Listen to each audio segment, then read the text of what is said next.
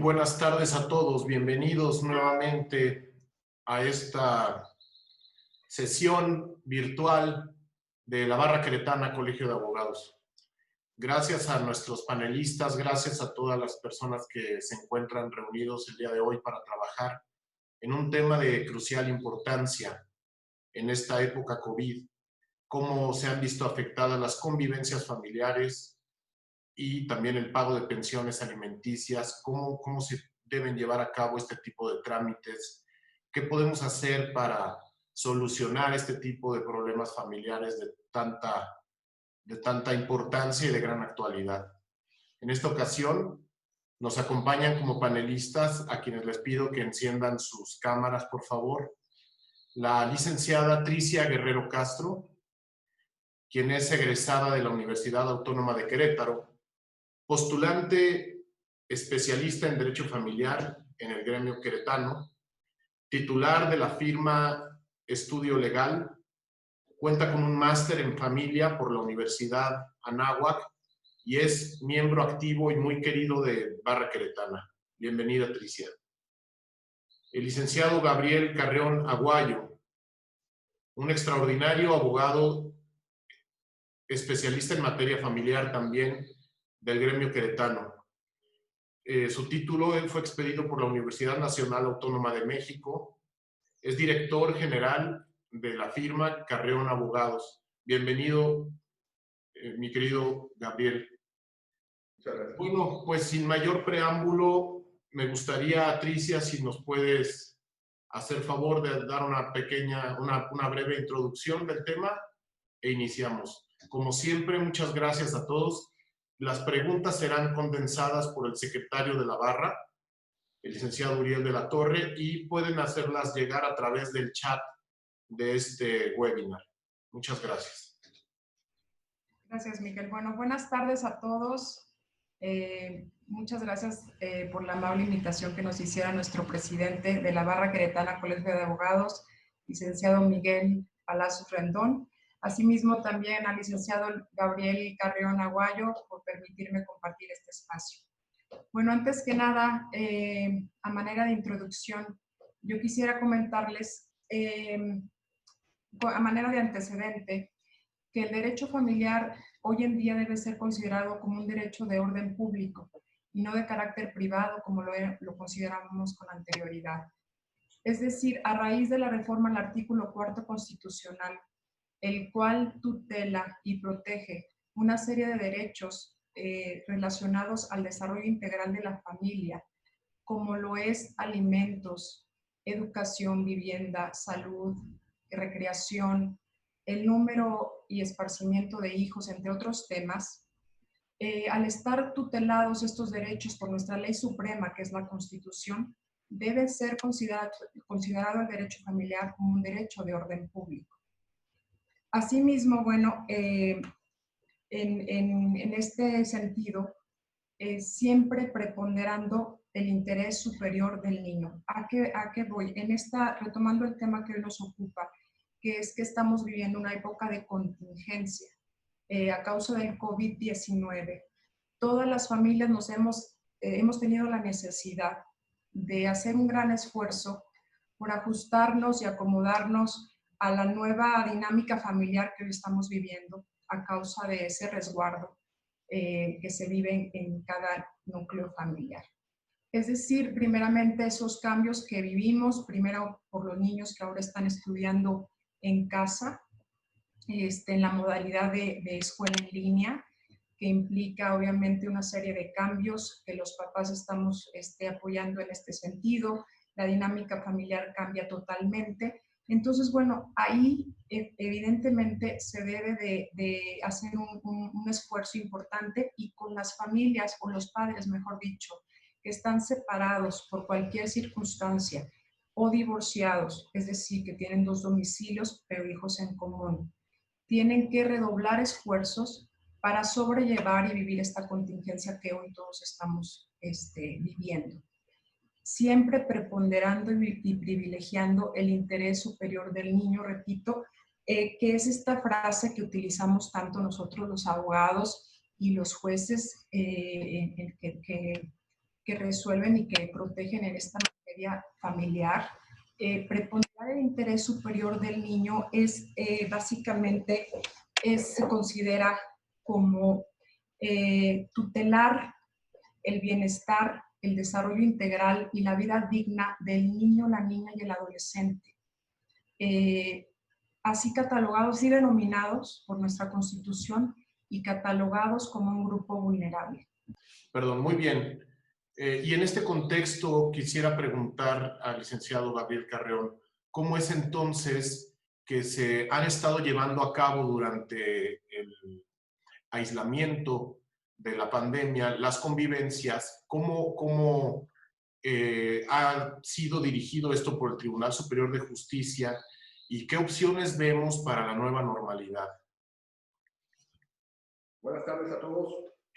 Muchas gracias por la invitación por parte de la Barra Queretana Colegio de Abogados AC. De igual forma, gracias, maestro Miguel Palacio Randón, por la invitación. Y de igual manera, licenciada Tricia Guerrero Castro, gracias por compartir este panel con su servidor. Para dar respuesta a dicha pregunta, me gustaría citar brevemente el contenido del artículo 447 del Código Civil del Estado de Querétaro. Dicho precepto establece que los menores tienen derecho a vivir con ambos padres, pero cuando estos no cohabiten entre sí o se encuentren divorciados, entonces establecerán las bases para la custodia, que preferentemente será compartida.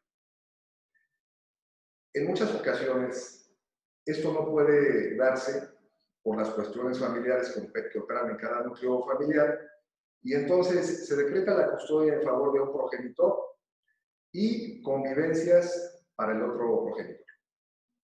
El mismo precepto establece que cuando existan pues riesgos para el menor, como puede ser violencia familiar, maltrato, abandono, omisión de cuidados, etc., pues entonces la autoridad será la que señalará el lugar que represente una mejor garantía para el menor. En nuestra ciudad existe el CECOFAM, que es el Centro de Convivencia Familiar. En dicho lugar se llevaban a cabo las convivencias, ya sea para entrega-recepción de los menores o bien para que fueran al interior de dicho centro. No obstante, por la pandemia ocasionada por el COVID-19, el Tribunal Superior de Justicia y el Consejo de la Judicatura del Estado de Querétaro suspendieron dichas convivencias en el interior de dicho centro. Esto fue con la intención, evidentemente, de salvaguardar el derecho a la salud de los menores. Sin embargo, por un lado se salvaguarda el derecho a la salud física, pero considero que la salud emocional, la salud mental, pues está siendo vulnerada. Toda vez que una convivencia a través de una pantalla no es la óptima, es una convivencia que no tiende a desarrollar plenamente al menor. Entonces, considero que aquí se debe de invitar a los padres de familia, a la sociedad, a que precisamente en un acuerdo, pues se vea la forma de que esas convivencias se cambien.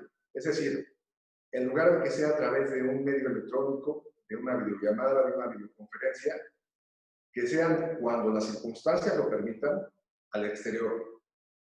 Para este efecto, si las circunstancias que se plantearon, es decir, algún acto de maltrato, de violencia, ya fueron superadas, o bien parten de una base falsa, porque desgraciadamente en muchos procesos se recurre a este tipo de cuestiones y se narran hechos más allá de la verdad, con el fin de obtener una ventaja, pero pasando por alto que se está lesionando el interés superior del menor. Como lo decía la licenciada Tricia Guerrero, pues debe ser el ente supremo a resguardar el interés superior del menor, es lo que debe de guiar lo que se debe de realizar en todo proceso judicial. Por eso es ideal que se llegue a un arreglo a efecto de que los padres, en lugar de hacer las videoconferencias, permitan la convivencia abierta, siempre y cuando, como lo reitero, no haya causas de peligro para el menor. E incluso, ahorita, ese decreto que se emitió fue resguardando el interés superior del menor por el estado de salud, a efecto de que no se vaya a ver contagiado al pues, convivir con diversas personas en el SECOFAM. Pero si en el núcleo de familia el padre no custodio, pues no tiene interacción con otras personas, finalmente está trabajando desde su domicilio, pues considero que no tiene mayor riesgo de contagio y podría pasar por el menor al domicilio de depósito para llevarlo a convivir directamente, sin ninguna escala, a su domicilio. Siempre y cuando se sigan también todas las medidas implementadas por las autoridades sanitarias. Reitero, quiero invitar tanto al núcleo de abogados, a la sociedad, a los padres de familia, a que seamos objetivos, a que seamos flexibles, a que actuemos con ética.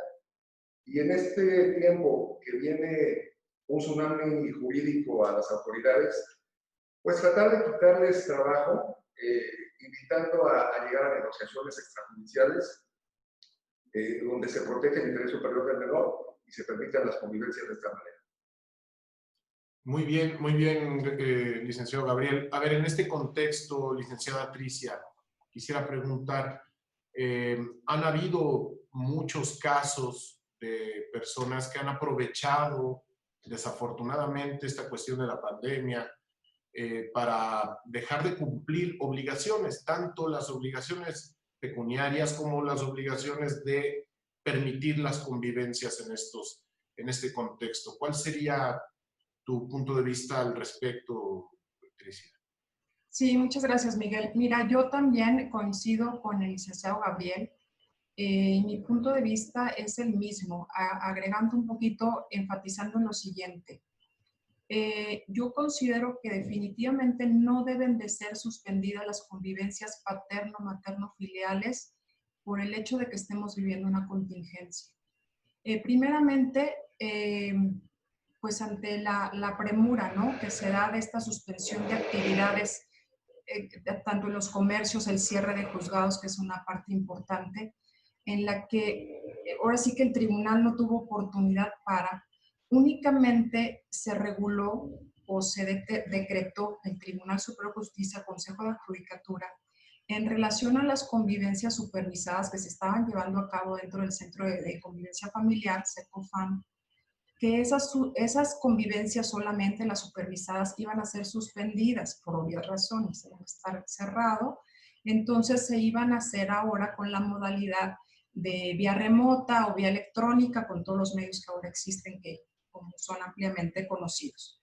Pero no se dijo nada en relación a las convivencias libres, a las convivencias que están decretadas en una sentencia definitiva, en un auto como convivencias provisionales en un juicio que yo tengo en proceso en juzgados familiares, o incluso dentro en el SECOFAM, pero solo en la modalidad de entrega y recepción, pero son libres. Ahí definitivamente debe de obrar el sentido común en los padres, para que si yo ya tengo determinado lugar, día, hora, todo, para llevar a cabo mi convivencia, y decía, por ejemplo, el viernes yo lo debo recoger de la escuela a las 2:30 de la tarde. Bueno, no recogerse en la escuela, recógelo en su casa y convives con él el fin de semana.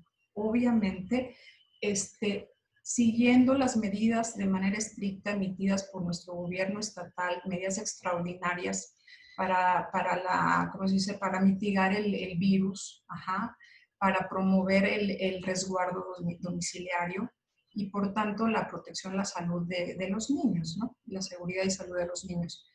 Pero se puede llevar a cabo sin ningún problema. Si yo, papá, acudo al domicilio y porto un tapabocas, gel antibacterial, mi desinfectante, y traslado a los menores exclusivamente a mi domicilio, no paro en un lugar público, o sea, no en casa de los padres o de la familia o de los amigos. exclusivamente los traslado a mi domicilio, donde estos niños pueden vivir la contingencia en ambos domicilios. Es totalmente benéfico para ellos, porque inclusive realizan un esparcimiento con el otro de los padres. Obviamente para ellos es sano tener ese cambio. Incluso el papá ahorita pues está trabajando en casa o simplemente en ese momento que los tienen convivencias, pues no hay medios de distracción porque no hay salidas ni situaciones sociales ni nada, está solo con ellos. Entonces se puede dar una dinámica bastante sana de convivencia para estos niños. Ahora, en un inicio se cerró por 15 días, ahorita ya casi son 3 meses. Para un niño pequeño es totalmente, un niño pequeño que normalmente, usualmente convivía de manera cotidiana con su padre, por poner un ejemplo, porque puede ser la madre quien tuviese esas convivencias, pero me refiero al padre o la madre que no ejerza la custodia, pues obviamente es traumático que ya en más de 2 meses, casi 3, no vuelva a ver a su mamá o a su papá o convivir con él. Entonces, esto prepondera el interés superior, como hemos iniciado esta plática, definitivamente los padres deben tener esa conciencia de que tomando y acatando las medidas de nuestras autoridades sanitarias y autoridades estatales, ¿no? Emitidas para mitigar la pandemia que estamos viviendo, podamos llevarlas a cabo. Ahora bien, yo sí quisiera agregar que me van a decir más de alguno que nos está viendo, ¿verdad? Es que yo voy por mis hijos, acudo con tapabocas, hago home office, todo, y la mamá no me los presta. Y yo, mamá, claro que se lo quiero prestar, pero viene llegando la de la Ciudad de México y no trae porta tapabocas, mis hijos padecen de las vías respiratorias, temas así. O sea, puede haber 1000 casos.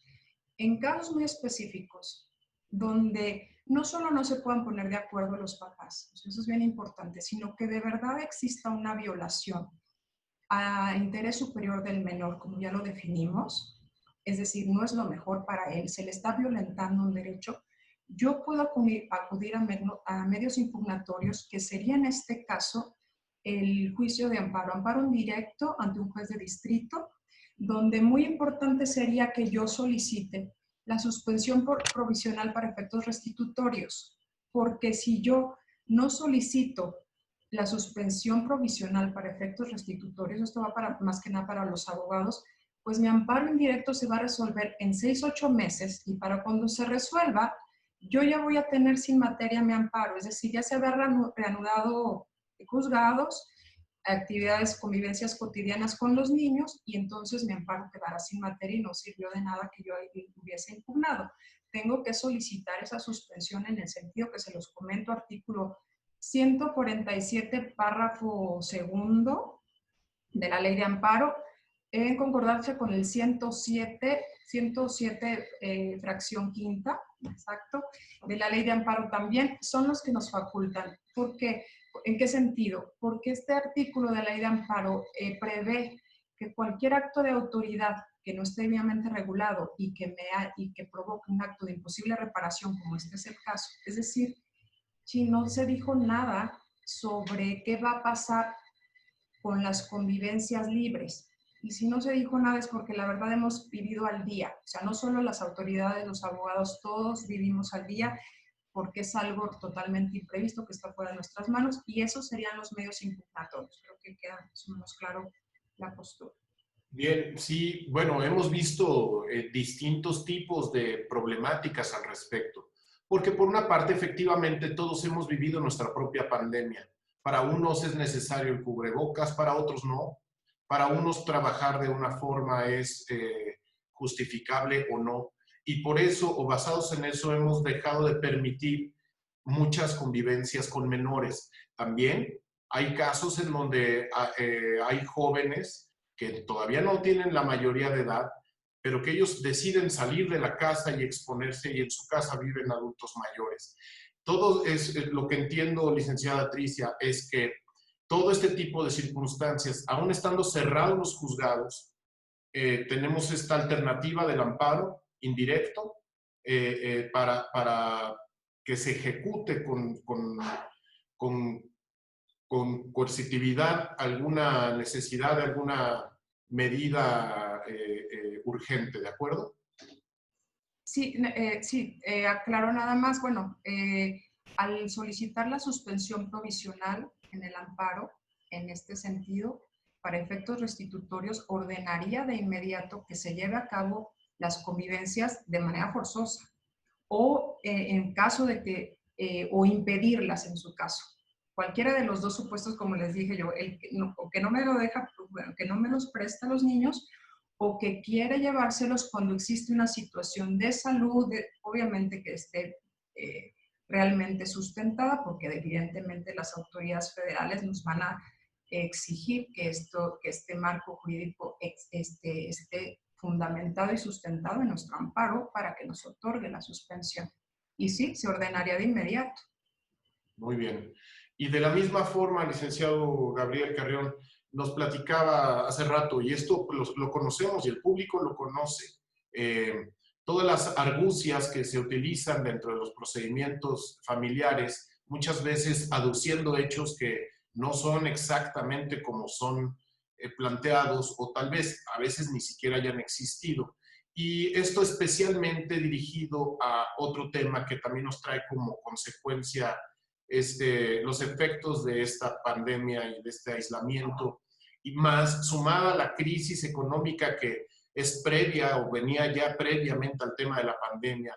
Y vamos específicamente hablando del tema del pago de las pensiones alimenticias, los derechos alimentarios de los menores y mayores, volvamos a ese punto. Hay adultos mayores que también son acreedores alimentarios, ¿no? Entonces, ¿qué perspectivas tenemos? Entendemos, como decía la licenciada Guerrero, que, bueno, de hecho el tribunal al inicio planteaba cerrar por 30 días y esos 30 días se han convertido en 90 y ya no sabemos si puede haber otro rebrote. Entonces, este tipo de circunstancias son perspectivas de lo que pueda ocurrir. Si quisiéramos saber qué está ocurriendo o qué ocurrió durante estos últimos 3 meses con el tema de pensiones alimenticias y qué perspectivas se tienen hacia el futuro. Gracias. Sí, gracias. Bueno, en cuestión de alimentos, evidentemente existen ya decretos judiciales en los cuales la autoridad, dependiendo de las circunstancias de cada caso, pues ha fijado ya sea un porcentaje de los ingresos del deudor alimentario o bien una cantidad líquida. Depende de cada asunto. Esto es para los acreedores alimenticios, que pueden ser los menores, incluso también adultos mayores que lo requieran, o los incapaces. Evidentemente, debido a la pandemia, las circunstancias que operaban en cada asunto han cambiado, toda vez que ha habido el cierre de muchas fábricas, empresas, negociaciones, y debido a ello, pues muchas personas han perdido su empleo o bien han visto disminuidos sus ingresos. Entonces, no pueden dar cumplimiento a los términos en que fue decretada la pensión alimenticia. Aquí nuevamente es invitar a la sociedad a no tomar la pandemia como un pretexto. Al núcleo de abogados, de la misma forma, actuar con ética. Es decir, si llega un cliente a comentarnos, oye, quiero aprovechar la pandemia para dejar de pagar alimentos o disminuirlos, pues hacerle ver, oye, debes de resguardar el interés superior de tu hijo, del incapaz, del adulto mayor, y seguir cubriendo los alimentos si está dentro de tus posibilidades. Ahora, si de veras ya no se puede cubrir, pues entonces aquí vienen los dos supuestos que manejábamos. Uno, si es por un descuento en un porcentaje de los ingresos del deudor alimentario, en automático el pagador, evidentemente al momento de hacer la consignación, va a depositar una cantidad menor. Porque, como ejemplo, si se había fijado el 30% de 10,000 pesos, se depositaban 3,000 pesos de manera mensual. Pero si ahora ya no percibe esos 10,000 pesos, ahora son 8,000, Entonces, evidentemente, ya no se van a poder depositar los 3,000 pesos, sino únicamente los 1,400. Ahí, evidentemente, bueno, ya será cuestión de que las partes lo comenten, o bien, si alguna parte está inconforme, inicien las acciones legales correspondientes. En el caso de cantidad líquida, pues va a tener la necesidad el deudor alimenticio de acreditar de manera fehaciente al juzgador que sus ingresos pues ya no se perciben en la misma forma en que lo hacía, o bien que perdió sus ingresos. Pero la idea no es iniciar procesos judiciales de manera, vamos, reiterada. La idea es tratar de negociar, tratar de mediar precisamente con la otra parte, a efecto de que, si bien el acreedor alimenticio, en este caso vamos a suponer que sea el excónyuge, la mujer, si ahorita tiene posibilidades de obtener ingresos, pues podría colaborar en cierta manera con el deudor alimentario. En lo que pasa esa contingencia, en lo que consigue un empleo, en lo que vuelven a mejorar sus ingresos. Si ninguno de los dos, ni el padre ni la madre, tuvieran posibilidad de hacer frente a los gastos alimenticios, en este caso de sus hijos o de sus ascendientes, pues entonces tendrían que recurrir a la ayuda de parientes para poder solventar los gastos alimenticios. Por ejemplo, en el caso de los padres de familia, pues tendrían que recurrir o a sus ascendientes o a los hermanos de padre y madre o a los parientes colaterales hasta el 4º grado para poder hacer frente. Pero siempre resguardando el interés superior del menor, es decir, no lo podemos olvidar, no podemos decir, bueno, como no tengo trabajo, como disminuyeron mis ingresos, pues ya no cobro alimentos, y sobre todo no tomarlo como pretexto. Eso es lo peor que se puede hacer en estos momentos, que se trata de coadyuvar con las autoridades para que México salga adelante de manera mejor. Entonces, les digo, si de plano no hay posibilidades, comentarlo con los otros miembros de la familia, comentarlo con quien pueda ayudar a solventar los gastos alimenticios. Muy bien, licenciado Gabriel. Bueno, aquí cobra un especial valor el hecho de que un abogado tenga firmado con un colegio un código de ética, como es el caso de los abogados barristas.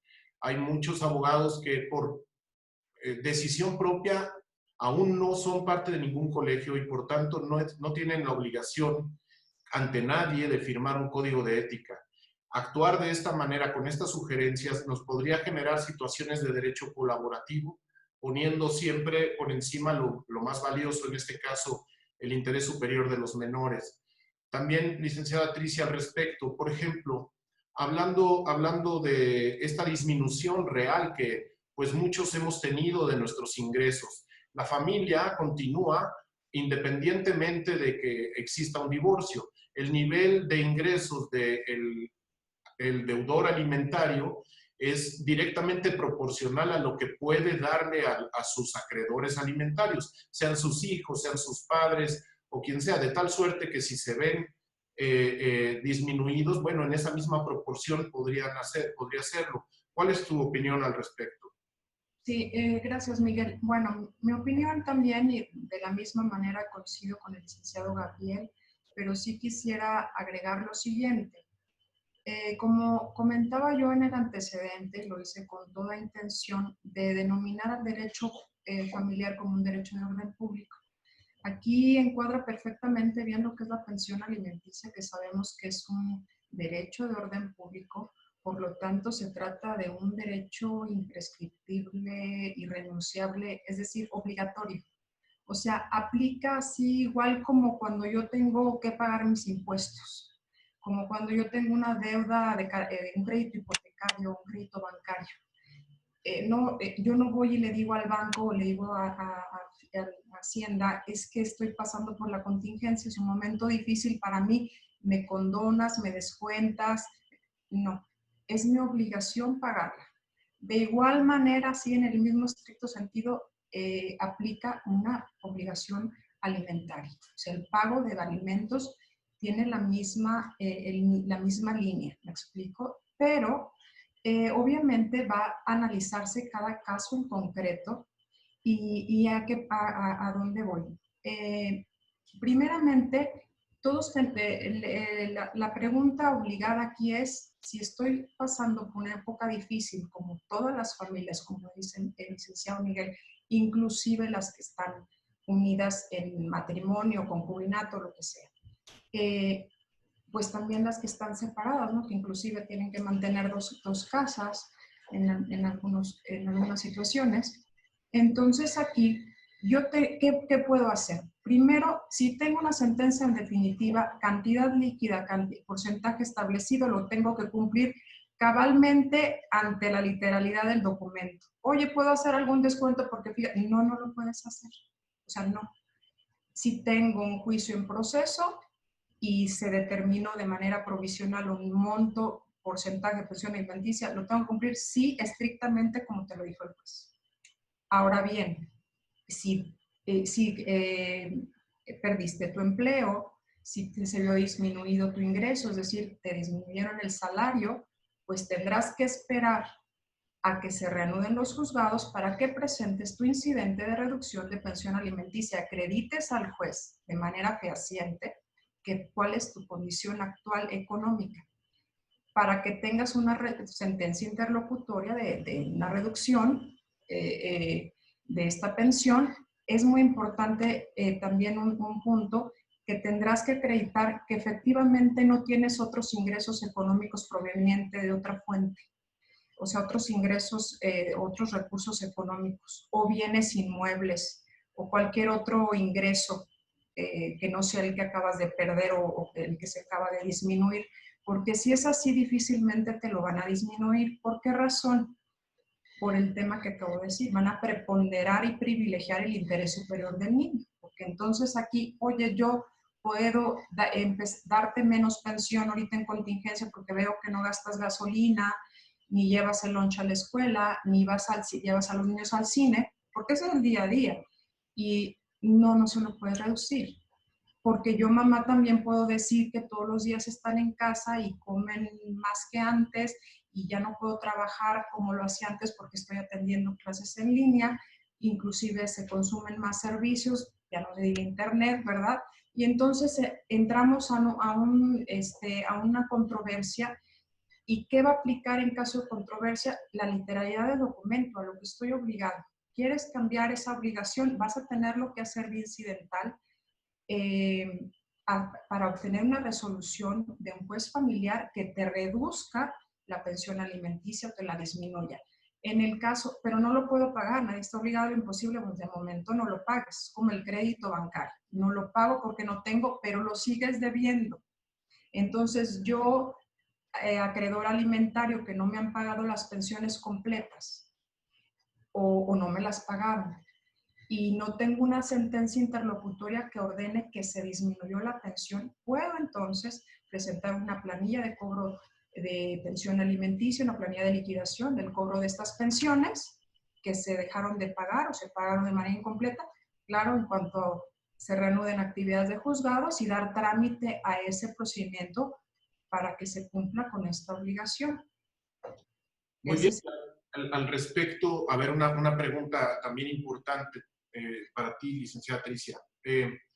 Hay muchos casos en donde ya tenemos sentencias firmes, ya tenemos convenios firmados que ya están firmes, también elevados a sentencia definitiva, en donde existen bienes que garantizan el pago de una pensión.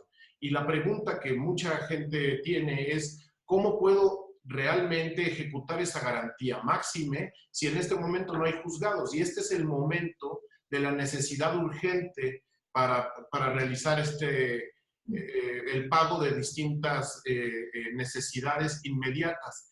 ¿Qué opción hay? ¿El amparo que planteas también sería una opción o visualizas alguna otra? Fíjate que ahí es una pregunta interesante, pero no, yo sí pienso, salvo lo que opina el licenciado Gabriel, que definitivamente hay que agotar el principio de definitividad. Esto indica que yo tengo forzosamente que presentar mi planilla de liquidación del adeudo de estas pensiones y posteriormente ejecutar esa sentencia interlocutoria que condena al pago de X y entonces poderme cobrar de la garantía de pensión que ya tenía previamente. Si se fijan aquí, tanto para el acreedor alimentario le va a llevar un tiempo cobrar, un tiempo bastante. Y el deudor alimentario que en verdad perdió su empleo, le va a llevar un tiempo reducir la pensión. Mientras tanto, siguen corriendo. Esa es la problemática ante la cual nos enfrentamos, pero como hemos comentado, o sea, la problemática no solo está para las personas los padres que se encuentran separados o las personas que tienen este tipo de situación, sino también para las que estamos en familia con un núcleo integrado, tenemos esta situación incierta en cuanto a la estabilidad económica, ¿no? Entonces, pues, pero ¿cuáles son los medios? ¿Cuál es la vía legal? Esta que yo estoy comentando. No sé, licenciado Gabriel, si quiera complementar alguna situación. Bien, gracias. Bien, gracias. Perdón. Previo a entrar en la etapa de preguntas y respuestas, también quiero pedir si nos puede hacer algún comentario al respecto de esta pregunta, licenciado Gabriel, y también el comentario para finalizar la ponencia y entrar a la sesión de preguntas y respuestas, por favor. Efectivamente, como lo mencionaba la licenciada Tricia, los alimentos son de orden público, son irrenunciables, no son objeto de transacción. Debemos de tomar en cuenta también lo que señala el artículo 296 del Código Civil del Estado de Querétaro, que los alimentos se deben de pagar de acuerdo a las posibilidades de que debe darlos y a las necesidades de quien debe recibirlos. En este caso, en base a la pregunta que se realizaba, oye, ya no puedo ahorita cubrir alimentos, pero hay una garantía. ¿Cuál va a ser el proceso correspondiente? Efectivamente va a ser formular la liquidación a efecto de que el juez, bueno, pues ya con las cantidades que se lleguen a deudar, pueda hacer uso de esa garantía, puede decir, ok, como debes 3 meses, no has pagado, pues lo que estaba garantizando ese pago de alimentos, ya sea una prenda, fianza, hipoteca, cantidad líquida, pues bueno, se va a hacer uso de la misma y se va a poder cubrir los alimentos, en este caso de los acreedores alimenticios. Debemos recordar que son de orden público, que no pueden estar a la espera y efectivamente llevar a cabo los procesos judiciales ahorita va a ser de mucho tiempo. Vienen una oleada enorme de procesos por incumplimiento de obligaciones en todos los ámbitos y hay que coadyuvar con las autoridades. Entonces, si lo podemos remediar de otra forma, excelente. Si no, pues evidentemente sí va a ser a través del incidente de ejecución, ya sea de sentencia o bien durante el procedimiento de las cantidades que se adeudan por alimentos para poder hacer uso de esta garantía. Muy bien, muy bien. Bueno, y también, como les comentaba, cada persona, cada familia ha estado viviendo su propia pandemia y esto a lo que se refiere el comentario es que para cada quien hay reglas que son suficientes, otras que son necesarias y es un momento de respetar las decisiones de cada familia y de cada persona. Sin embargo, efectivamente hay muchos menores que están en medio de dos criterios distintos que se han adoptado durante este aislamiento. Hay personas que han llevado a un extremo el cuidado y hay otros que por otro lado piensan que tal vez no es tan grave como se ha planteado. En medio está el interés superior de un menor, que es lo más importante que se debe proteger en este momento. Por eso quiero hacer una invitación a los participantes, tanto abogados como queretanos, personas civiles que no sean abogados y que están enfrentando un tema familiar, La invitación es para que busquen a un abogado barrista, para que busquen a un abogado que tenga firmado este código de ética y que pueda garantizar que lo que va a poner encima de todo va a ser lo más valioso, que es su familia, es el interés superior de sus hijos. Porque también eventualmente con esta cascada judicial que se va a venir y que no es ninguna amenaza, es una realidad. El día 8 que se abrió la actividad medianamente en juzgados, se recibieron más de 5,000 demandas de distintos órdenes. El día 9 el número es similar. Eso es lo que vamos a enfrentar. Y entonces obtener justicia en un derecho familiar que no es un derecho de justicia, es un derecho de funcionalidad, es un derecho que no forzosamente va a encontrar la justicia como algún otro bien tutelado. La familia necesita poder funcionar, el niño necesita funcionar como niño, la madre necesita funcionar como madre y el padre también. Entonces, bueno, agradecer su participación. Entramos en una sesión, tenemos prácticamente 1 hora para hacer preguntas y respuestas que han sido condensadas por el secretario de la Barra. ¿Quieren hacer algún comentario previo a esto? Pues ya nada más para finalizar, reiterarle a la sociedad, a los padres de familia, al núcleo de abogados, que podemos evitar muchos procesos si somos objetivos, si somos pensantes, si llevamos por una guía correcta a nuestros clientes. No hay que enfrascar al cliente en un proceso infructuoso. Si no hay los elementos para variar las circunstancias de los decretos previamente ya realizados, como sería en cuestión de alimentos, como sería en cuestión de convivencias, pues hay que mantenerlos, no hay que venderles ideas que no nos van a llevar a ningún trámite exitoso. Es decir, si realmente no disminuyeron los ingresos de los deudores alimentarios, no tomemos la pandemia como pretexto para ese fin. Si realmente las convivencias, independientemente del decreto del tribunal, se pueden dar de manera abierta, con todos los cuidados, siguiendo las reglas impuestas por las autoridades sanitarias, hay que hacerlo. ¿Qué mejor que sus propios hijos estén bien? ¿Qué mejor que sus propios hijos encuentren un desarrollo integral óptimo? A que se vean enfrascados en un proceso judicial donde finalmente la autoridad va a resolver después de mucho tiempo, van a ser objeto de diversas entrevistas, se les van a realizar pruebas psicológicas. Entonces, si los propios padres saben que los hechos que plasmaron en la demanda no son plenamente verdaderos, si saben que realmente no están corriendo riesgo los menores al estar en convivencia con el otro progenitor, permítanlas. La verdad, eso va a traer un desarrollo óptimo a sus hijos y ustedes mismos se van a ver beneficiados al no estar enfrascados en procesos judiciales tediosos y que pueden ser infructuosos. Gracias. Licenciada Tricia. Pues sí, la verdad ya está dicho todo.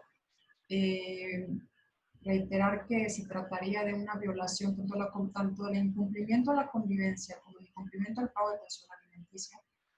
Se tratarían de derechos, de vulnerar derechos de los niños, que causarían un acto de imposible reparación. O sea, yo ya no puedo dar marcha atrás el daño que les ocasioné a los niños por no haber convivido con su papá durante 3 meses, o no haber pagado la pensión alimenticia completa cuando pude haber pagado y ellos ya no gozaron de esa estabilidad, vamos a verlo así. Aunque yo después llevé los medios impugnatorios, que ya dijimos que no va a ser rápido, vamos a enfrentarnos a una realidad, como lo comentaron anteriormente. Entonces, ¿cómo puedo yo garantizar que mis hijos van a estar protegidos, pues, esos derechos de los que tanto hemos hablado. No va a haber manera. Son daños de imposible reparación. Eso es lo que quería yo agregar en ambos casos. Muy bien. Adelante, licenciado Uriel de la Torre.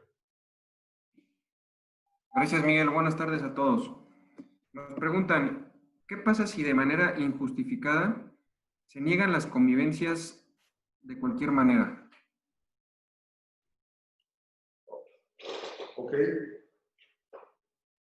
Bueno, en este caso, si no hay realmente una causa que impida la convivencia, una causa que ponga en riesgo al menor, y uno de los progenitores está impidiendo la convivencia, incluso, bueno, puede ser de manera reiterada o incluso por una sola ocasión, pues se va a empezar imponiéndole medidas de apremio, que pueden ser multas, posteriormente arrestos. Pero si continúa en esa actitud, se puede llegar a realizar incluso el cambio de custodia. Esto es con la finalidad de que precisamente se resguarde el interés superior del menor, porque muchas veces, de manera infundada, se niegan las convivencias únicamente por ese rencor, por esa aflicción que se tiene con la expareja, y entonces los únicos perjudicados son los incapaces, los menores. Por eso es importante no crear escenarios que no existen, que no se van a poder acreditar en un proceso. Muchas veces también se narran cuestiones de violencia familiar, cuestiones de maltrato, de abandono, de abuso, etcétera, que no se pueden acreditar porque, vamos, no son ciertas. Entonces, evitar este tipo de conductas y, pues bueno, se llegaría hasta ese grado de que esa reiterada negativa en no permitir la convivencia traerá como consecuencia el cambio de custodia. Correcto, muchas gracias. Y muy relacionado con esta pregunta, ¿qué pasa si el progenitor que no tiene la custodia no acude a las convivencias con sus hijos? Bueno, en este caso, en el supuesto en el que estamos viviendo actualmente, donde no están laborando nuestros juzgados familiares,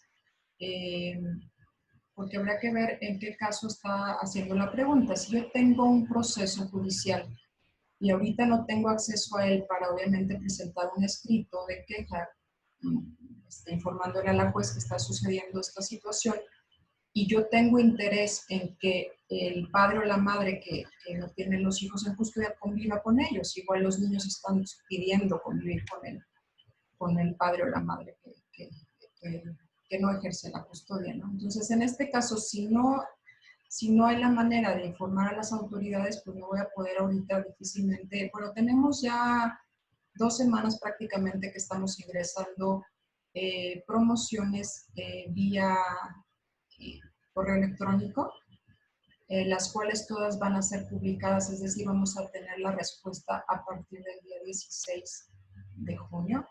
Entonces, ahorita eso es lo que se podrá acudir. Si tengo un juicio en proceso, se tendría que ser, que supongo es el caso, que no se están cumpliendo con esas convivencias. Cuando abran juzgados o yo ingrese previamente mi escrito vía electrónica, tengo que esperar a la reapertura de juzgados para que entonces yo espere la publicación y la respuesta del juez para ante esta situación, si le va a imponer obviamente una sanción al padre o la madre que esté incumpliendo.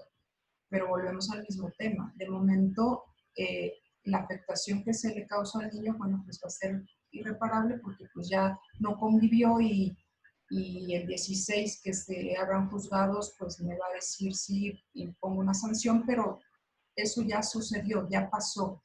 Ese es precisamente lo que refiere el licenciado Gabriel, de exhortar a los padres y a los abogados de que no van a conseguir gran cosa. O sea, la afectación va a estar ya hecha, aunque lo litiguemos en juicio, aunque nos quejemos y presentemos los recursos correspondientes que siempre van a existir.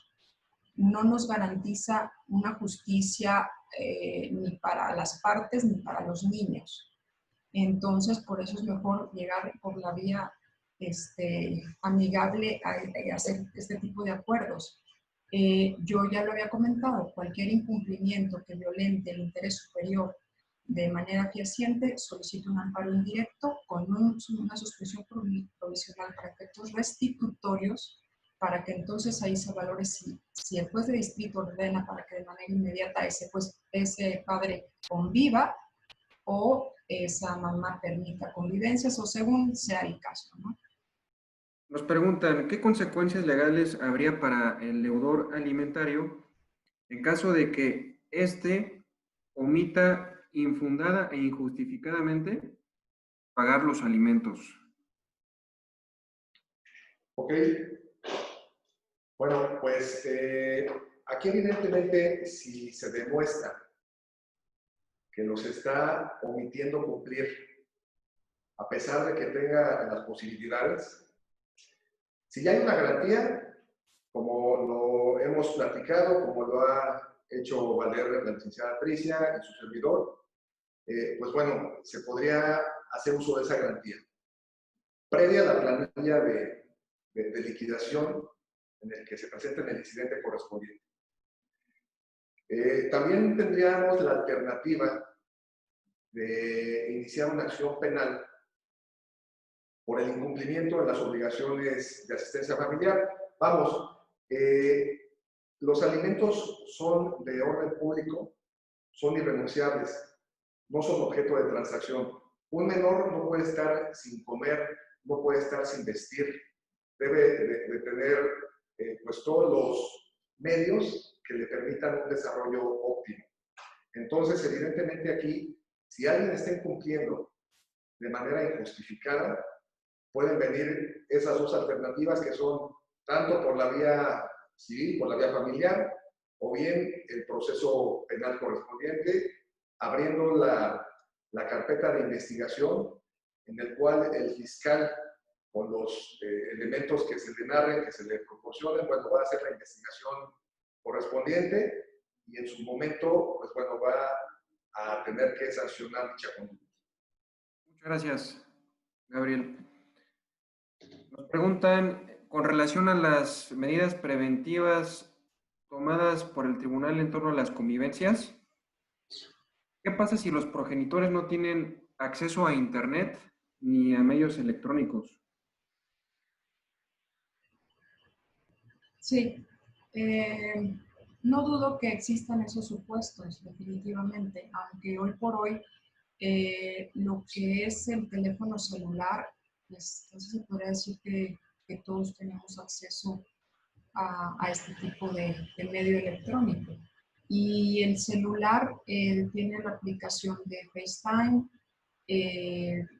o sea, videollamada. El Zoom es muy fácil de bajar la aplicación en un teléfono celular, pero si no se puede realizar con un teléfono de casa. Supongo en casi todos los hogares, ¿no? De cualquier familia mexicana, pues hay un teléfono, una línea telefónica y un teléfono celular que puedo asegurar que la mayor de las personas portan, ¿no? Inclusive los chicos, ¿no? O sea, los adolescentes también tienen este tipo de medios y ese es un medio para realizar la convivencia.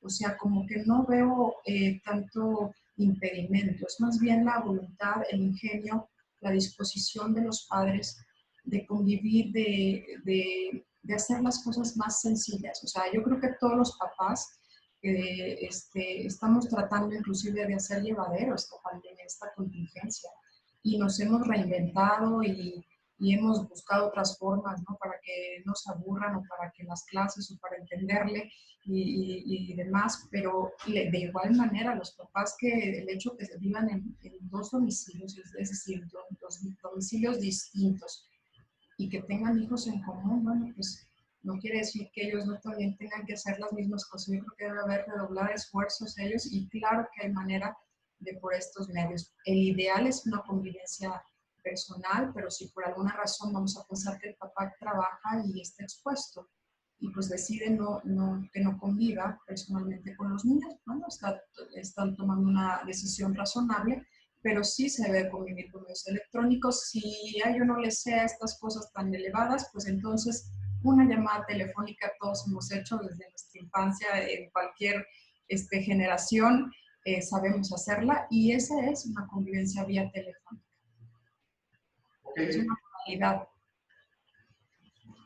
Aquí complementando un poquito la opinión de la licenciada Tricia, que efectivamente, bueno, ya el teléfono celular efectivamente está al alcance prácticamente de todos, pero el tribunal ha implementado plataformas digitales en las cuales en las personas que realmente sean de muy escasos recursos, que a lo mejor sí tienen ese teléfono celular, pero no tienen un medio para conectarse a Internet.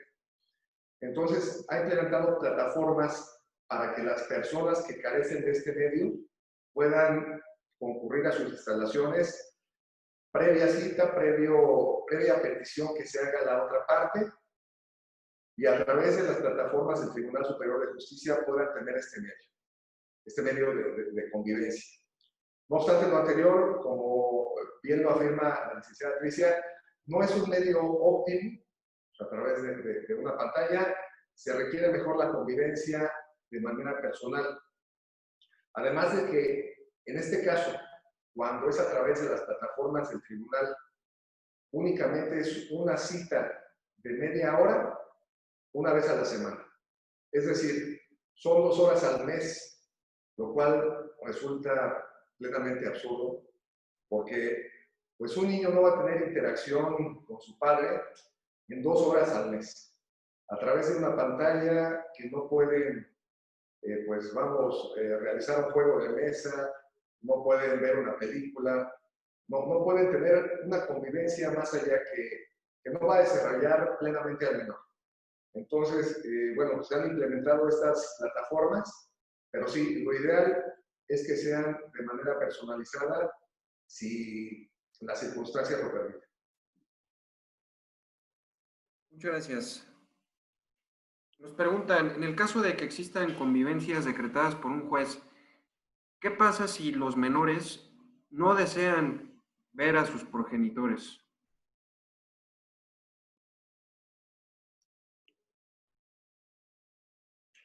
Ok, bueno, habría que ver la causa por la cual no quieren ver a sus progenitores. Muchas veces, desgraciadamente, están manipulados.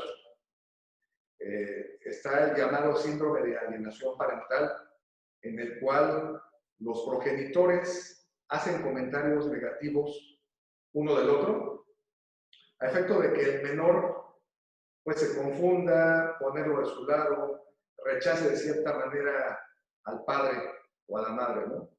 Entonces, habría que analizar el por qué no quiere convivir con su progenitor.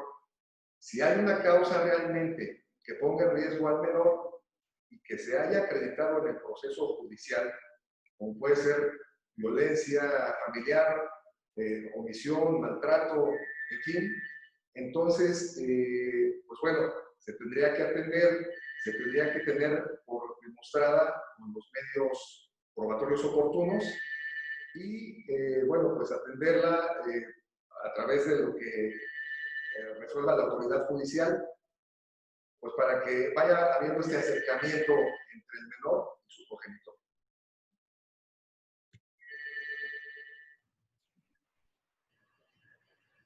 Sí. ¿Quiere agregar algo, licenciada Tricia? Pues básicamente, si ya está decretada la convivencia provisional, como lo comenta la persona, quiere decir, se entiende, que ya la autoridad valoró que efectivamente puede llevarse a cabo una convivencia libre y no hay razón para suspenderla o impedirla. O sea, eso ya está previamente valorado por un juez. Entonces aquí, ok, estoy en la contingencia, no tengo juzgados, las medidas provisionales que te permiten son muy restringidas, inclusive no puedes tener ningún otro juicio ahorita ya iniciado porque si no ni siquiera te reciben. Entonces, ¿qué puedo hacer? Realmente, como le dice el licenciado, o sea, difícilmente si yo tengo una actitud, la verdad, abierta o positiva respecto a la convivencia, mis hijos normalmente van a reaccionar de igual manera. Entonces, inclusive van a estar, se entiende que van a estar deseosos pues de ir a otro lugar, si es que a la otra casa del papá, si es que no han salido de casa, ¿no? Pero bueno, podría ser que a lo mejor los chicos digan, ay, qué aburrido irnos, estamos aquí entretenidos, estamos viendo una película ahorita y toca la hora de convivir con el papá y no he terminado de verla. Bueno, pues la flexibilidad, como lo decimos, hoy por hoy esto es como el reinventarse un poco, decir, bueno, puedes pasar mañana por ellos o un poco más tarde y tratar de convencer a los chicos para que se lleve a cabo. Aquí la respuesta es esa, o sea, tratar de que se lleve a cabo si ya fue decretado por un juez, porque esa disposición ya se hizo, o sea, no se está impidiendo, entonces hay que cumplirla, tratar y exhortar a los niños y los papás sabemos cómo, para que se cumpla, para que se lleve a cabo.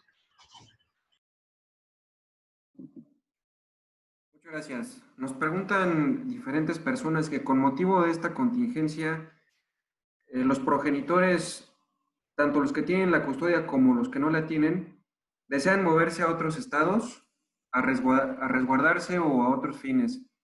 ¿Será posible trasladar a los menores a otros estados? Y particularmente nos preguntan que hay una medida decretada por un juez en el sentido de que no se permite al niño salir del estado. ¿Será posible hacer este movimiento? Bueno, ante todo, debemos recordar que lo que se debe privilegiar siempre es el interés superior del menor. De ahí debemos de partir. En este caso, si el menor ya tiene su entorno socioeconómico en esta entidad, pues lo ideal es que se conserve aquí. Además de que variar el domicilio del menor fuera de la ciudad, fuera del estado de Querétaro, pues también puede tender a vulnerar la convivencia con el progenitor no custodio. Evidentemente, cada asunto es diferente, cada asunto tiene sus circunstancias especiales, pero siempre debemos de resguardar el interés superior del menor. Es la premisa mayor, y de ahí partir. Si este traslado para resguardarse, no sé a qué se refiere con resguardarse, porque finalmente, si aquí en la ciudad sí hay normas impuestas por las autoridades sanitarias, pues bueno, siento que no habría riesgo de algún contagio. Si se va a resguardar de alguna otra manera, en el sentido de algún acto de violencia, habría que ver qué es lo que resuelve la autoridad judicial poniéndolo a su consideración. Debemos entender que está antes el interés superior del menor frente a los intereses particulares de los adultos. Entonces, eso es lo que se va a valorar. Si es conveniente o no el cambio de residencia. Sin embargo, como lo señalé, si tiende a vulnerar las convivencias con el otro progenitor, lo más seguro es que no se autorice que sea cambiado de este domicilio, de esta ciudad.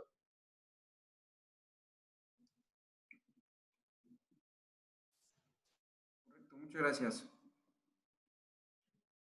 Nos preguntan sobre las pensiones fijadas en cantidades líquidas y las fijadas en porcentajes. Si podrían explicarnos más sobre este tema, ¿por qué la diferencia? Bueno, regularmente, si son fijadas de una forma u otra, es porque así fueron solicitadas o planteadas en el juicio y se puede hacer un supuesto. Otro supuesto puede ser que, dependiendo de la fuente de ingreso, la fuente de trabajo del deudor alimentario, es la manera en la que el juez pudo determinar o decretar esa pensión alimenticia. Aquí habría que ver si es de manera definitiva o de manera provisional. Provisional quiere decir que es mientras tenga un juicio en proceso, y definitiva es cuando ya se dicta una sentencia y esa fue la determinación. Usualmente, y está encaminada a eso. O sea, si yo abogado, en este caso no sé si está en particular preguntando, pero sí puedes solicitarle a tu abogado, habría que ver, manejarlo como una estrategia legal, si me conviene solicitar una cantidad líquida, dependiendo de la fuente de ingreso del deudor alimentario, o si me conviene pedir un porcentaje, dependiendo qué es lo que me aporte mayor seguridad. Y esa es la forma en la que en el juicio se llevó. Normalmente los jueces manejan, a criterio de los jueces se manejan porcentajes, de los jueces familiares, pero esto se estila solamente al inicio de un juicio de manera provisional. Puede ser que en sentencia definitiva, dependiendo cómo se haya litigado el juicio, el juez haga una modificación y lo determine de manera definitiva en cantidad líquida. Entonces, ¿por qué el juez lo hace de manera con porcentaje? Pues porque no tiene otros elementos, no sabe, o sea, o viceversa. En ese momento no tiene elementos más para cuantificar el monto en cantidad líquida, porque la señora le dijo que no tiene idea cuánto ganan, pero que gastan tanto y de ahí la escuela es tanto. Entonces arroja una cantidad aproximada acorde a la necesidad y a la capacidad, y eso es lo que determina. Pero si tuviese un salario fijo, entonces ahí es cuando, y un ingreso determinado, entonces ahí es cuando usualmente de manera provisional al menos siempre decreta una pensión mediante porcentaje, pero en sentencia definitiva también puede variar dependiendo de la forma en que el abogado que lo representa lleve el litigio. Gracias, licenciada. Voy a darle lectura a una pregunta, la voy a leer de manera textual. Nos pregunta María Carrión: si la hija mayor de edad dejó de estudiar y está trabajando con un ingreso bajo, se salió de la casa donde vivía con su mamá y se fue a vivir con su papá, luego se salió de la casa donde vivía con su papá y tras 2 meses regresó con su mamá, ¿puede solicitar el padre la reducción de la pensión fijada a la hija por ser mayor de edad? Tiene 20 años la hija y ya no seguir estudiando. Estamos hablando de una hija mayor de edad que ya no está estudiando y que incluso trabaja. Es correcto, según la pregunta, sí, trabaja, pero percibe un ingreso bajo. Ok. Bueno, evidentemente los alimentos se deben de cubrir hasta que el hijo alcanza la preparación adecuada para desempeñar un oficio, arte o profesión. No obstante ello, y esto bueno, es como un parámetro hasta los 25 años. No obstante ello, cuando suspenda sus estudios y vamos, pues ahora sí que ya no vaya de acuerdo a su edad cronológica con el grado de estudio, tiene derecho a cesar los alimentos, más de que en este caso está trabajando. Aquí también, bueno, dependiendo de las circunstancias del asunto, habría que ver qué fue lo que orilló a esta persona pues bueno, ahora sí que a dejar ya la escuela, a optar por un empleo. Dependiendo de las circunstancias del asunto, bueno, el juez podría todavía señalar si todavía tiene derecho a alimentos, si es que fue por una necesidad extrema que la llevó a buscar un empleo. Si no fuera el caso, si fuera porque ella simplemente dejó de estudiar por falta de interés y prefirió trabajar, al ser mayor de edad ya no tendría derecho a percibir alimentos. Muchas gracias, Gabriel. Nos pregunta Rob Cruz: tengo un acuerdo de convivencia si la mamá ha tomado decisiones unilaterales en donde no me ha permitido las convivencias. El amparo que comentó la licenciada Tricia, ¿puedo presentarlo aún con los tribunales cerrados? De ser así, ¿en dónde se puede presentar? Sí, definitivamente sí, claro. Ese es el caso. y más si tú, obviamente, estamos hablando que tú tienes una decretada una convivencia provisional, en la cual, o definitiva, la cual no se está cumpliendo, puedes acudir al amparo indirecto en este momento. Nada más, tu abogado tiene que seguir los lineamientos que hemos comentado en esta conferencia, que es solicitar esta suspensión provisional para efectos restitutorios y se puede ordenar de manera imperativa la realización de esas convivencias. Porque de lo contrario, presentas un amparo. Por eso es un punto importante, presentas un amparo y va a ser resuelto en 6 a 8 meses y para ese entonces va a quedar sin materia, pero sí lo puedes interponer definitivamente, sí, porque obviamente se está violentando el interés superior del niño al impedirle convivir con su progenitor en este caso. Gracias. Nos pregunta José Eduardo Parga. Debido al caso actual, ¿debería ser prioritario para los jueces la ejecución de las garantías bajo protesta de decir verdad? Es decir, priorizar la buena fe del cónyuge que tiene la custodia. Bueno, evidentemente se supone que cuando se recurre a la autoridad judicial, siempre debe de estar esa protesta de conducirse con verdad. No obstante ello, si nada más se basa en el dicho unilateral de una sola de las partes, considero que se estaría violando el derecho de audiencia, el derecho de defensa de la otra parte. Toda vez que, pues bueno, aunque lo manifieste bajo protesta de decir verdad, la otra parte tendría derecho a ser escuchada, a realizar sus argumentos y en todo caso a ofrecer las pruebas correspondientes que, pues bueno, pudieran demostrar su dicho. De otra forma, considero que estarían violentando también sus derechos fundamentales. Muchas gracias. Nos pregunta Guadalupe Manzano, ¿qué pasa cuando el papá que no vive con los hijos tiene registrado el salario mínimo ante el IMSS? ¿Es correcto que pague el porcentaje de pensión alimenticia convenido en relación a esto, pese a que tiene sin duda alguna ingresos superiores? Ok, no, definitivamente el acreedor alimentario, si tiene este conocimiento respecto de los ingresos reales del deudor alimentario, pues tiene que promover o hacer algo al respecto. Es decir, sí, obviamente, por lo que comenta, en su juicio se determinó, obviamente, que pagara sobre el porcentaje de ingreso que tiene registrado de manera oficial ante el IMSS.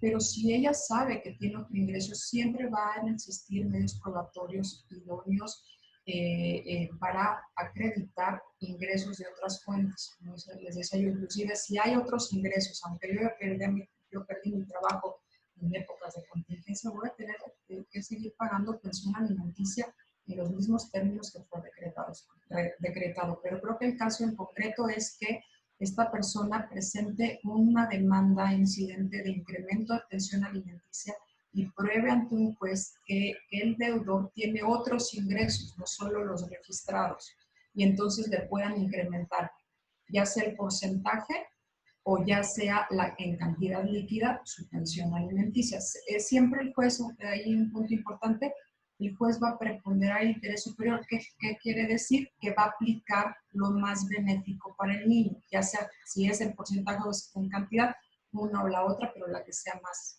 beneficiosa. Muchas gracias. Nos pregunta la licenciada Marta Florencia Herreguín, perito social. ¿Cuánto tiempo se tarda la resolución si se ingresa un incidente para ejecutar la garantía de pensión? Bueno, es variable. Cada asunto es diferente. Evidentemente un incidente puede llevar diversas pruebas.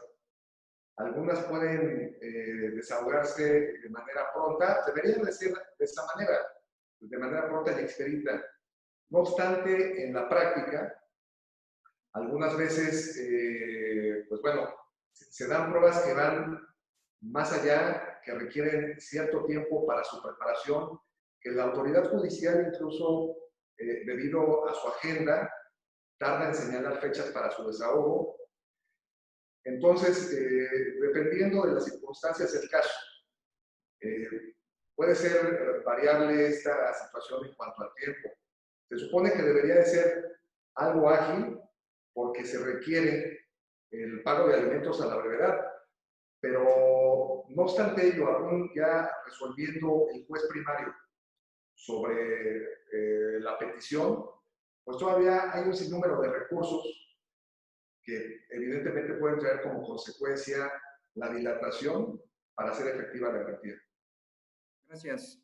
Esta pregunta es para la licenciada Tricia. Alex Holguín. Y dice así: nos otorgaron custodia provisional facultando al actuario para constatar la entrega, recepción de los niños. Sin embargo, el progenitor no permite llevarla a cabo sin que el actuario se presente. Se ingresó por moción, la cual aún no ha sido acordada. Tricia, ¿qué podrías recomendarnos? Sí, ¿me repites la primera parte? ¿Cuál es la orden que tiene el que ejerce la custodia? O sea, ya tiene la custodia provisional y tiene una orden de ir por sus niños, nada más verifico. Sí, mira, textualmente dice: nos otorgaron custodia provisional, facultando al actuario para constatar la entrega-recepción de los niños. Sin embargo, el progenitor no permite llevarla a cabo sin que el actuario se presente. Ok. Ok. Adelante. No. No, ya te entiendo. No, definitivamente las tiene que hacer con presencia de actuario. Yo solicitaría una restitución de menor, porque al tener decretada la custodia provisional o definitiva, la custodia de los niños y no les han entregado los menores, en este caso, puede acudir a una restitución de restitución de menores, que se hace con un protocolo más estricto, más exigente, donde vas por ellos, o sea, porque ya fue decretada, hay una determinación por un juez. Pero la vía, de todas formas, la vía legal es que este papá o que le concedieron la custodia provisional acuda con el actuario, no solo, porque pues ya se dio cuenta que hay una negativa. Además, si está hablando que un juez decretó la custodia, evidentemente la contraria no le va a dar voluntariamente a los hijos, sino que obra entre ellos un juicio previo en curso, ¿no? Entonces, sí, definitivamente con actuario, o inclusive puede acudir a una restitución para asegurarse de que con el apoyo de las autoridades y demás pueda realizar esa entrega de los niños. Muy bien. Voy a hacer una pregunta más a cada uno de ustedes, además de agradecerle su presencia y su trabajo generoso para la barra y para el gremio queretano, para los ciudadanos. Estimado Gabriel, hablando específicamente del tema COVID, en este momento hay muchas decisiones que toma el padre custodio. Recordemos que ambos padres en la generalidad conservan la patria potestad, pero solamente uno es el custodio en algunos casos. Y pues vemos recomendaciones, algunas formales de las autoridades de salud, pero también tenemos una lluvia de información, y en esa información y mala información hay miles de recomendaciones de tratamientos que puede tomar la gente, de ejercicios que pueda hacer la gente, pero especialmente cosas que se deben consumir, y algunas de ellas que no tienen ni siquiera una certificación por las autoridades. El padre que toma la decisión de aplicar este tipo de tratamientos a los hijos, ¿puede hacerlo él solo? ¿Tendría forzosamente que tomar la opinión del otro padre? ¿Cómo puede hacerlo constar? ¿Y qué consecuencias puede haber? Ok. Bueno, considero ahí que las decisiones que se tomen al respecto por los padres en relación a los hijos no pueden ser de manera unilateral. Considero que, vamos, debe de haber ese conjunto en la determinación de las opiniones de ambos. Tan es así que, bueno, cuando no se pueden poner de acuerdo, tiene que intervenir la autoridad judicial. Porque finalmente, si un padre toma una decisión de señalar, bueno, es que este medicamento o esta sustancia o tal alimento es lo ideal ahorita para prevenir el COVID o para que no se contagie o lo va a hacer más fuerte, pero a lo mejor es un razonamiento infundado, incluso que puede ser a lo mejor hasta perjudicial para el menor. Entonces, considero que sí se debe de recurrir a la opinión de ambos padres. Como lo hemos platicado desde un principio, estamos en una época de contingencia ocasionada por el COVID-19 y lo ideal es pues tratar de mediar, tratar de platicar las cosas a efecto de evitar procesos judiciales, a efecto de tomar las mejores determinaciones para los menores, siempre resguardando su interés superior. Entonces, considero que definitivamente sí deben ser tomadas las decisiones, no de manera unilateral, sino por ambos padres, y siempre privilegiando el interés superior del menor. Evidentemente, fundadas, razonadas, con conocimiento de causa, es decir, yo estoy eligiendo que se le suministre tal medicamento, porque, mira, ya me informé o ya acudí con tal profesionista en la salud y es lo que está recomendando. Y evidentemente, bueno, compartir esa idea, analizarla y si es benéfica para el menor, llevarla a la práctica. Muy bien, muchas gracias nuevamente, licenciado Gabriel Carrión. Y aprovechando sobre la misma pregunta, licenciada Tricia, las consecuencias que puede haber. Si el padre o la madre de los menores decide que el menor empiece a tomar algún tipo de medicamento o algún tipo de tratamiento homeopático o alternativo, y el otro padre no está de acuerdo, ¿podría caber dentro de situaciones de emergencia, cuando no es tomado su punto de vista, para exigir que se detenga el suministro de ese tipo de medicamentos? ¿Cuál sería tu opinión al respecto? Sí, mi opinión sería, definitivamente se tiene que poner de acuerdo, pero aquí si no están de acuerdo, como es en la mayoría de los casos cuando estamos hablando de este tipo de problemas,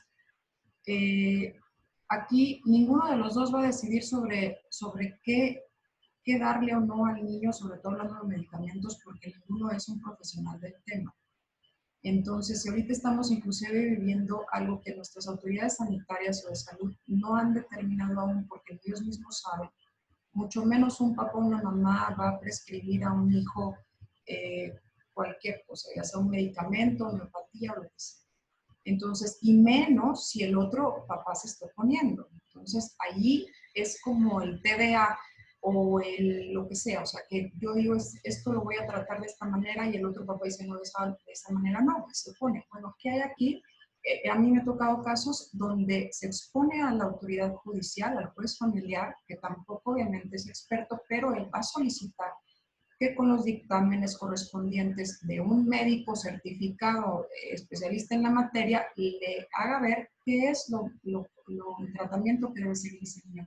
Lo mismo para el tema de este virus, en el que todavía no sabemos, pero sí ya hay algún indicio, simplemente autoridades estatales, gubernamentales, ya tienen ciertos protocolos, al menos el IMSS, el Hospital General, claro que llevan un protocolo, y ese es el protocolo hoy por hoy autorizado.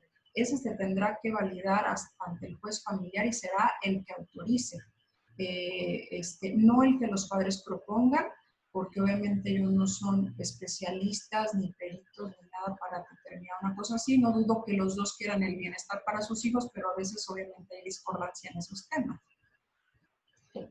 Eso es todo. Muy bien, gracias. Muchas gracias a los dos. Gracias a todos los participantes también por acudir. Hay un mensaje importante en términos familiares. Todos, ahora que se van a reactivar pues la nueva normalidad, el inicio de la nueva normalidad y las actividades judiciales, es probable que los contagios aumenten. El tener un protocolo familiar, aún en el caso de que haya padres separados, para dar aviso a la otra parte cuando una persona cae en enfermedad. Dar la oportunidad de tener una pequeña convivencia, aún siendo virtual con los hijos, previo a acudir a un hospital. Saber qué decisiones vamos a tomar como familia si se presentan estos casos. Es mucho más sencillo construir algo lógico y con fundamento previo a que ocurran las cosas y tomar decisiones precipitadas. Por eso, la vida ha cambiado, la vida de los queretanos ha cambiado con esta epidemia y por eso, no importando cómo estaban los términos de nuestros asuntos familiares, es un buen momento para construir acuerdos, acuerdos que aligeren y protejan el interés superior de los menores. Muchas gracias por su participación. Estará este video en el canal de YouTube de Barra Queretana Colegio de Abogados, en donde también pondremos el contacto de ambos panelistas. Gracias a todos y nos vemos la próxima semana. Gracias, Miguel. Muchas gracias a todos. Gracias. Saludos, que estén bien.